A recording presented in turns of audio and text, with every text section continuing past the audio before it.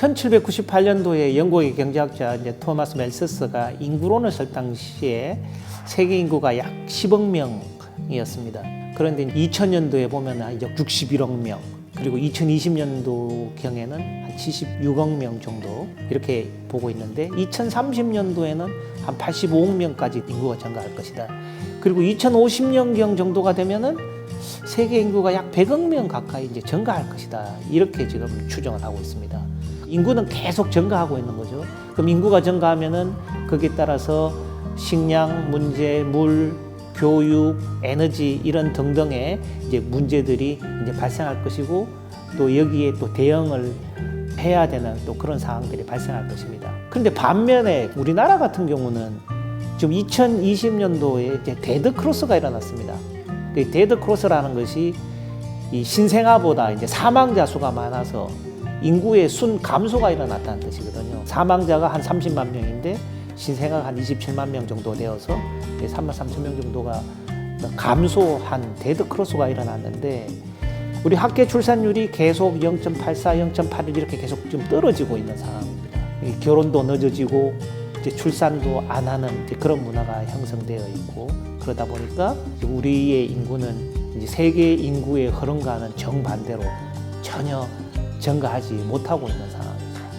그래서 우리가 고령화 사회, 고령 사회를 말할 때 전체 인구에서 65세 이상의 인구의 비율을 가지고 따지는데 그것이 이제 7%가 넘으면은 고령화 사회라 그러고 14%가 넘으면 이제 고령 사회, 그리고 20%가 넘으면 초고령 사회 이렇게 이제 정의를 하는데 우리나라는 2000년도에 이제 고령화 사회가 되었습니다. 7%가 넘은 거죠.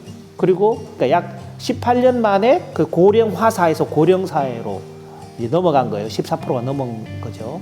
굉장히 빠른 속도로 지금 우리가 고령 국가가 되고 있는 것이고 우리가 2026년도에는 20%가 넘는 초고령 사회가 될 거라고 이렇게 지금 예상하고 있습니다.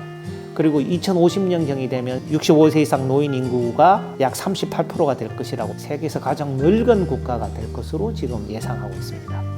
이러한 추세로 인구가 이제 계속 감소한다 그러면은 이제 사회적 부담이 증가하는 거죠. 경제 활동 인구가 줄어들고 사회적 부담이 증가하는데 결국은 기초연금, 국민연금 같은 그런 그 부양해야 될 고령층 인구의 증가는 젊은 청년층과 또 고령층 간의 어떤 세대 간의 갈등이 이제 발생할 수 있는 것이고 경제적으로 보면은 결혼, 출산, 교육 또 육아 이런 관련된 산업들을 많이 위축시키기 때문에 잠재 성장률 자체를 많이 떨어뜨릴 수가 있을 것 같습니다. 왜냐하면 경제적 역동성을 많이 떨어뜨리니까요. 그리고 또 경제 활동 인구가 줄어들므로 인해서 세수가 많이 부족하니까 또 세금 인상 요인이 될 수도 있는 것이고 또 지방 재정의 약화로 인해서 또는 지방 도시의 어떤 소멸 이런 것들도 발생시킬 수도 있는 전반적인 사회적 부담을 이제 증가시킬 수 있는 상황이 발생할 것이라고 생각합니다.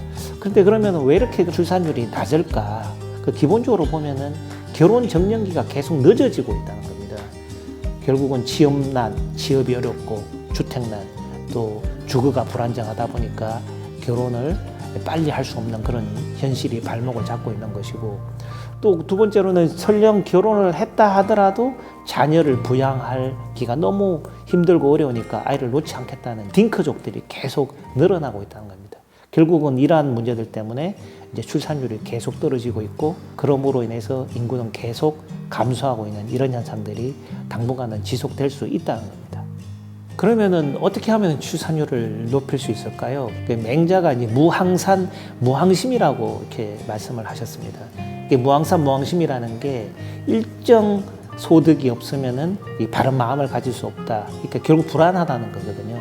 경제적으로 안정되고 일정한 소득이 형성되어야만 삶에 대한 계획도 세우고 안정적인 삶을 유지할 수가 있는데 그런 안정적 소득 없이는 결혼, 출산, 육아 이런 부분들이 굉장히 두렵고 어려운 일이기 때문에 여전히 이제 선택을 못하고 있다는 사실이거든요. 결국 그렇다면은 안정적인 일자리와 이제 소득을 창출할 수 있는 그런 어떤 경제 시스템을 만들어야 된다는 것이 이제 하나의 대책이 될 수 있을 것 같기도 하고요. 그리고 결과론적으로는 그런 시스템을 통해서 많은 사람들이 이제 안정적인 일자리를 가지고 소득을 창출하고 또 한편으로는 이 아이들을 교육하고 육아하고 하는 그런 책임을 국가가 완전하게 지는, 공동체가 완전하게 지는 그런 시스템으로 전환을 해야 된다는 겁니다. 아이들이 요람에서 성인이 될 때까지 무상 보육과 무상 교육을 할 수 있는 그런 시스템을 우리 국가와 공동체가 갖출 수 있도록 구조를 전환해야 된다고 보는 것이고, 또 다른 한편으로는 지금 플랫폼 경제로 인해서 고용 관계가 굉장히 불명확합니다. 많은 경제 활동을 하는 분들이 이 고용 관계 불명확성으로 인해서 굉장히 불안정한 좀 삶을 살고 있습니다. 그러다 보니까 이러한 불안정을 해결할 수 있는 이 촘촘한 사회적 안전망이 이제 필요하거든요. 그래서 요람에서 무덤까지 경제적, 사회적으로 안전망을 갖출 수 있는 이런 노력들이 있어야만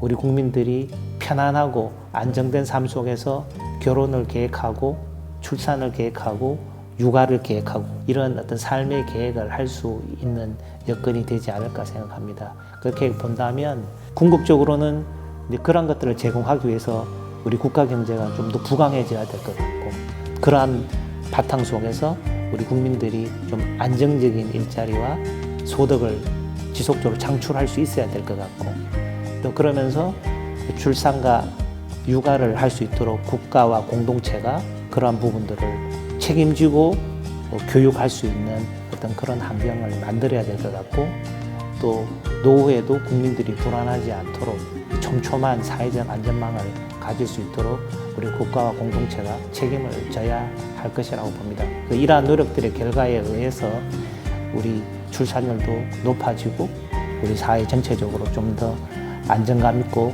성장하는 나라가 되지 않을까, 그렇게 기대하고 있습니다.